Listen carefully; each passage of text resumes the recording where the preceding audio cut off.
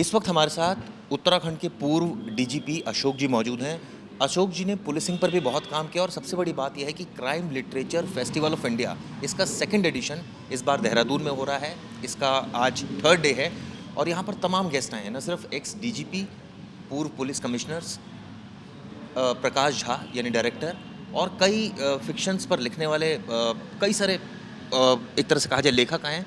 इन तमाम लोगों को एक मंच पर लेकर आना ये अपने आप में बहुत बड़ी बात है। अशोक जी, ये जो आपने किया है, एक मंच पर लेकर आए और बहुत लोगों ने बहुत विचार करे, अलग अलग सब्जेक्ट्स पर आपने डिस्कस किया। सर, इसका कॉन्सेप्ट हमें पता चला कि भाई इसका ये है कि सारे लोग जब एक साथ आएंगे तो बहुत अच्छी अच्छी चीज़ें निकलेंगी। भविष्य में भी आपने बताया कि इसको लेकर बड़ी प्लानिंग भी है। सर, आने वाले वक्त में या ये कहूँ कि अब इसको लेकर और आप क्या सोच रहे हैं क्राइम फेस्टिवल पर्टिकुलर? हम यही सोच रहे हैं कि जो डिस्कशन शुरू हुए हैं ये और इन डेप्थ हों, है ना। जैसे अभी सब तरह के लोग हैं, जैसे आपने कहा लेखक हैं, फिल्म मेकर हैं, स्टोरी राइटर हैं, पुलिस ऑफिसर्स हैं और कॉमन मैन भी हैं, उससे भी इंटेलेक्चुअल लोग हैं। तो ये जो ऑडियंस और बड़ी होगी तो उतना ही डिस्कशंस का लेवल और बड़ा होगा। तो मतलब मेरे ख्याल से देश भर में फैलेगा, फिर हमारी बात अवेयरनेस फैलेगी जो हम कहना चाह रहे हैं लोगों को। सर, इसमें ये चीज़ आगे आने वाले वक्त में जोड़ेंगे जिसमें आम लोग भी इसमें पार्टिसिपेट कर सके बहुत ज़्यादा लेवल पर, क्योंकि मैं देख रहा था कि अभी आपने किया तो वो एक होटल तक सीमित है, कहीं ऐसी जगह पर जहाँ पर बहुत सारे और लोग आ सकें, क्योंकि उससे और चीज़ें देखिए, ये हमारी जगह ओपन टू ऑल है, हमने कोई चार्ज नहीं रखा। पिछले वर्ष हमने एक स्कूल में रखा था, तो लोग तो क्या है ना, आजकल स्कूल में भी सोचते हैं पता नहीं एंट्री होगी कि नहीं होगी। वेलम स्कूल इंडिया का फेमस स्कूल है, लास्ट ईयर रखा था। तो मेरे ख्याल से इस तरह की जगह कॉमन है, हम सिर्फ पॉपुलराइज करना है। हम पॉपुलराइज नहीं कर भाई, आदमी मान के चलता है कि यहाँ कुछ न एंट्री की फीस होगी कोई, जबकि हमारा 100% फ्री था। तो इस बात को पॉपुलराइज करना है बस कि एंट्री फ्री है, एनी बॉडी कैन कम, आए भी पर और ज़्यादा आए तो और अच्छा रहेगा। सर, इतने सारे लोग आए, वो सब आपकी फेस वैल्यू पर आए, आपके इतने टाइम के एक्सपीरियंस पर आए, या फिर उनको लगा कि कॉन्सेप्ट भी बहुत अच्छा है और इस पर बात करनी चाहिए? देखिए, कई कई सारे फैक्टर्स होते हैं। जब आपको कोई चीज़ पॉपुलराइज करनी हो तो फेस वैल्यू भी होती है, फिर वर्ड ऑफ माउथ पब्लिसिटी भी होती है कि बहुत अच्छा है भाई, फिर कहीं मीडिया पब्लिसिटी भी होती है। आप जैसे लोगों का भी रोल है, आपने कह दिया एक बार आज तक नहीं है, क्राइम तक नहीं कि अच्छा है, तो लोग जरूर जाएंगे। तो वो है एंडोर्समेंट भी हो गया, जो आया तो उसको लगा नहीं तो बड़ी चीज़ है, जो एक बार आगे हमारे उसे लग रहा है कि सच में बड़ी चीज़ है, तो वो है। सर, इतने लोगों को साथ में जोड़ना, उनको कन्विंस करना थोड़ा मुश्किल शुरुआत में रहा मुश्किल होगा। तो होता ही है, मुश्किल तो होता ही है। देखिए, कोई भी चीज़, पर मैं कह रहा हूँ मुझे सेकंड एडिशन का रिस्पांस बहुत अच्छा लगा, अनएक्सपेक्टेड। मेरे लिए जितना मैंने उम्मीद की थी उससे बेटर है। अच्छा। तो सर्टनली तीसरा तो और ग्रैंड होगा। आने वाले वक्त में एक्सपेंशन का सोच रहे हैं? बिल्कुल, एक्सपेंशन तो नहीं, पर्पज हमारा यही है, यही लाइन रखेंगे। हम बस ये चाहते हैं हमारे ऑथर्स बेस्ट पॉसिबल आएँ, हैं जो भी, और जो पुलिस ऑफिसर भी जितना ज़्यादा, जिसने जैसे वरुण सिंगला ने साइबर क्राइम में मेवात के क्षेत्र में आउटस्टैंडिंग काम किया, एक्स्ट्राऑर्डिनरी, 5,000 पुलिस वालों को लेकर एक साथ रेड, क्योंकि हम लोग 10-15 जाते हैं उनको तो घेर लेते हैं, पीट देते हैं, सही बात है ना। उन्हीं को वो बना देते हैं बंधक, तो हिम्मत नहीं होती, इसलिए पुलिस, हम जमताड़ा जाते हैं, कहाँ सक्सेस मिलती है। तो ये एक उसी एरिया के एसपी ने 5,000 पुलिस वालों को लेकर एक साथ रेड किया, 100 क्रिमिनल अरेस्ट किए, उनसे करीब करीब 250-300 केस खुल गए, बल्कि हज़ारों की संख्या में केस खुल गए। तो वो इस तरह के लोगों को फिर रिकॉग्नाइज करें, ऑनर करें, ये भी इसका अगला रूप हो सकता है। जो पब्लिक की ओर से जो आइडियाज़ आ रहे हैं उनको भी, अब इस बार हमने शॉर्ट स्टोरी और शॉर्ट मूवी कंपटीशन कराया बच्चों का, तो उससे उनको मोटिवेशन मिलेगा ना। तो और हम तो ये चाहते हैं और रियलिस्टिक राइटिंग की तरफ बढ़े, क्राइम राइटिंग, क्राइम लिटरेचर हैं, और उसमें और आइडियाज आए इसके तरफ। सर, इसमें कहते हैं क्राइम बिकता भी है, क्या यही वजह है सर कि आजकल क्राइम पर इतने ज़्यादा मूवीज़ बन रही है या ओटीटी पर इस तरह के कंटेंट? देखिए, वजह तो यही होगी क्योंकि ओटीटी तो वही बनाएगा और मूवी वही बनेगी जो चलेगी, जो बिकेगी। किंतु कहीं ना कहीं समाज में भी क्राइम है, और जो सोशल मीडिया है उसमें भी क्राइम बढ़ता जा रहा है। ये बड़ी चिंता की बात है कि क्राइम नहीं बिकना चाहिए, बिकना चाहिए क्राइम के अगेंस्ट का जो वो नैरेटिव है ना, वो बिकना चाहिए, वो चलना चाहिए।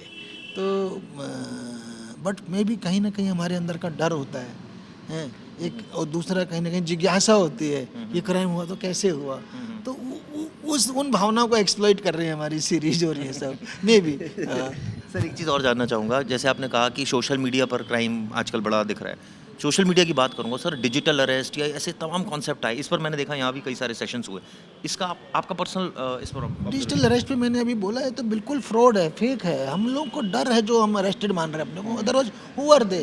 वो तो फर्जी सीबीआई बन रहे हैं, फर्जी ईडी बन रहे हैं। आप उनको एकदम मोबाइल बंद करिए और खत्म, नो अरेस्ट। वो तो अब फेक आदमी ने आपको अरेस्ट किया हुआ है, तो बोले बाहर जाएंगे तो आपको गोली मार देंगे, पुलिस वाले खड़े हैं, ईडी खड़ी है, सीबीआई खड़ी है। ऐसा कुछ नहीं है यार, ये सब का सब आपका डर है। आपने पार्सल भेजा नहीं तो ये आपका नाम पार्सल कहाँ से आ गया? आपने दवाई खरीदी नहीं तो कहाँ से आ गया? ड्रग्स खरीदी नहीं, ये सब फेक है, साइबर क्राइम है।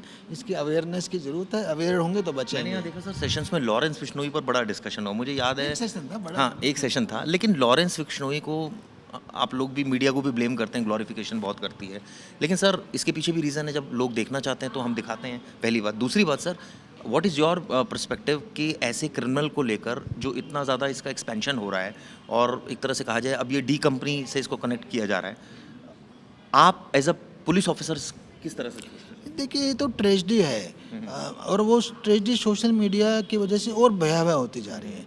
ये जो एक तरह का क्राइम के बहुत सारे फैक्टर्स होते हैं, आपको ही पता है। कहीं रिवेंज है, कहीं फ्रस्ट्रेशन है, कहीं साइकोलॉजिकल फैक्टर्स हैं, कहीं उसके सोशल फैक्टर्स हैं।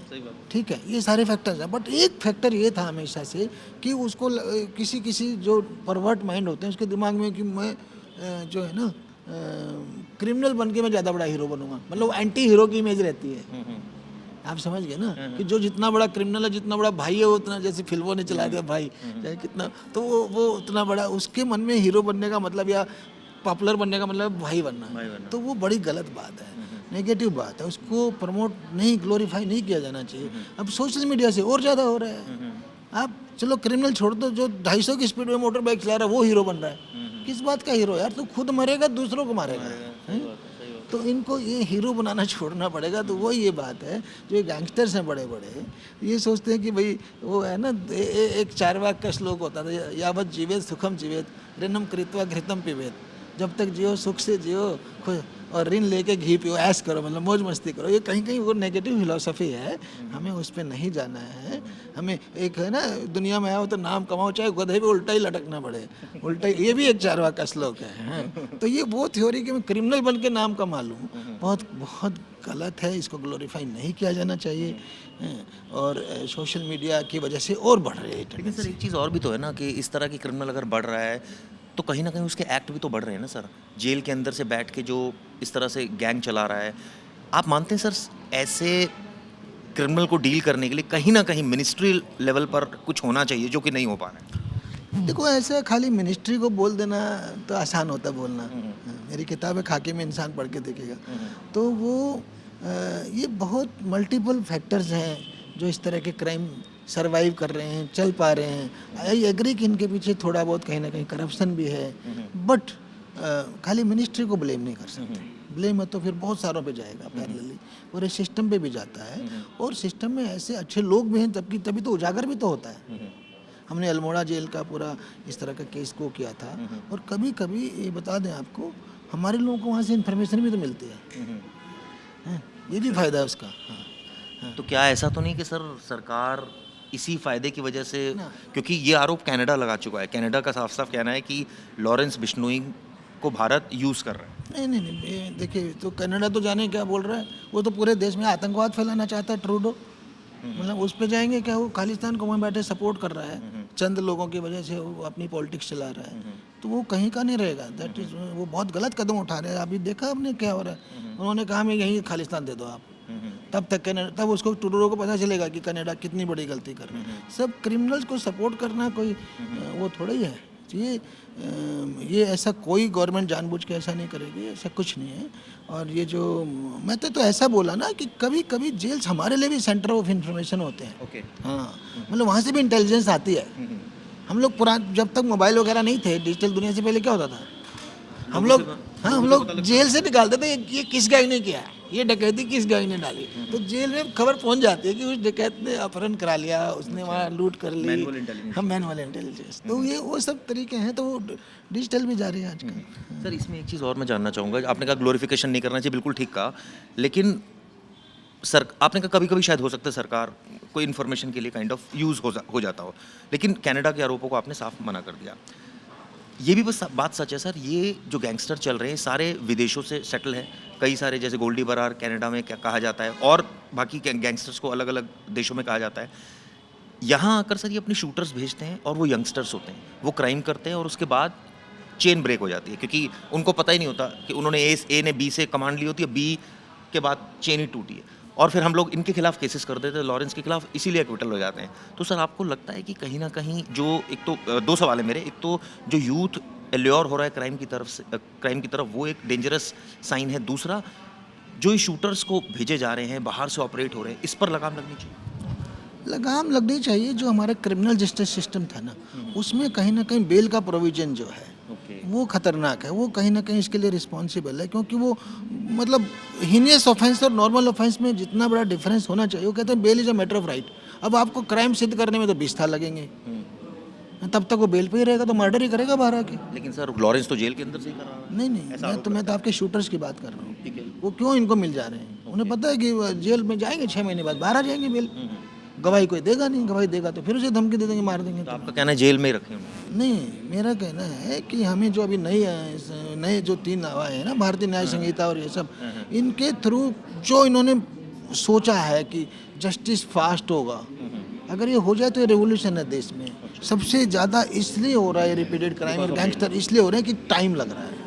ओके, आप समझ रहे हैं? ठीक है। मतलब डिसाइड होता ही नहीं, बेल हो जाती है, बेल होके फिर बाहर आके उसने यही तो करना है, उसने गवाहों को मारना है। फिर मैं आपको इसकी बताऊं, मैंने एएसपी इलाहाबाद के रूप में 92-93 में अरेस्ट किए 2 करप्शन केसेस। एक की गवाही आई 20 साल बाद और एक की आई 30 साल बाद। अब सोचो क्या सजा होगी। तो भाई सिस्टम अभी जो इन्होंने प्रोविजन में डाला है, time bound justice, time bound investigation, जो हमारे गृह मंत्रालय ने, अगर वो लागू हो जाता तो वो रिवोल्यूशन होगी। ये उसी का फ़ायदा उठाते हैं, उन्हें पता है बेल 3-4-6 महीने में हो जानी है, बेल होकर के फिर से फ्री।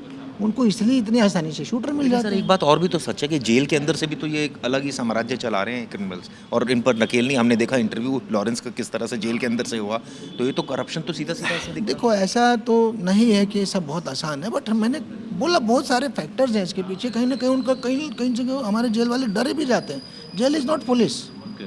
आम जनता सोचती है जेल पुलिस है, जेल अलग विभाग है, पुलिस अलग विभाग है। तो आपको लगता है वो डरे रहते हैं? हाँ, तो कई बार डर भी होता है, कई बार करप्शन भी होता है, कई बार और दूसरे फैक्टर होते हैं, है ना।